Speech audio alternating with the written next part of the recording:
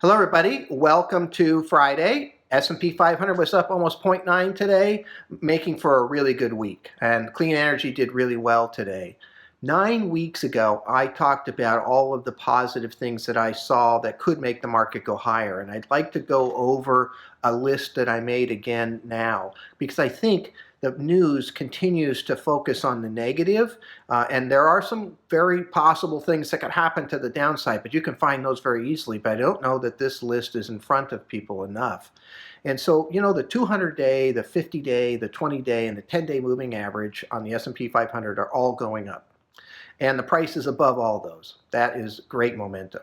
All of my weekly indicators are positive, and they have been for quite some time now. The economy and unemployment continue to improve.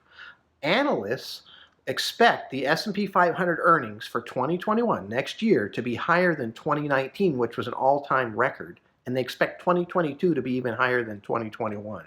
The virus, we continue to get better at operating within this virus. Businesses are getting better, and I think that's helping a lot. And we get closer to therapies and cures and vaccines, possible vaccines, as we go here. Interest rates are at zero. There's no place to go except for real estate and stocks as far as I'm concerned.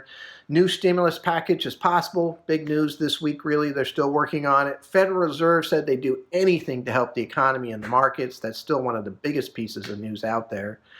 Right now, Biden is leading in the polls, and we know from 2016 that polls aren't the be-all to end-all to tell who's going to win, but Ned Davis Research put out a report. Over the last 100 years, if you had a Democratic president, the Dow averaged 7.8%. If you had a Republican president, it averaged 3.4%.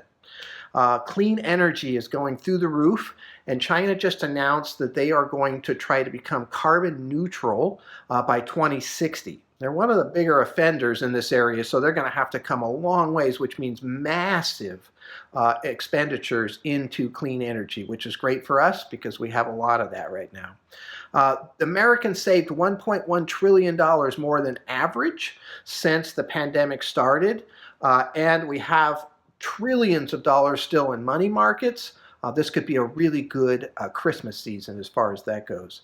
And even if we don't have a stimulus, there might be enough money coming out of these money markets to kind of provide some of that economic stability that we need to make sure this market can keep going. The market has broadened out, and this is maybe a huge deal. It used to just be advanced medical and technology. We had our portfolios very narrow.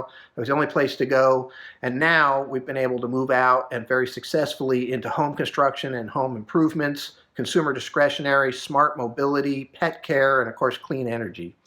And the bond market is signaling that it likes the stock market and the economy by, if you just look at treasuries are doing kind of poorly, and that's usually a sign that things are better, and high yield bonds are doing better. Again, same thing. The bond market has had some pretty good success at predicting what's happening in the future. So that's the list. I think it's great to understand and to have some focus on what might be happening positive.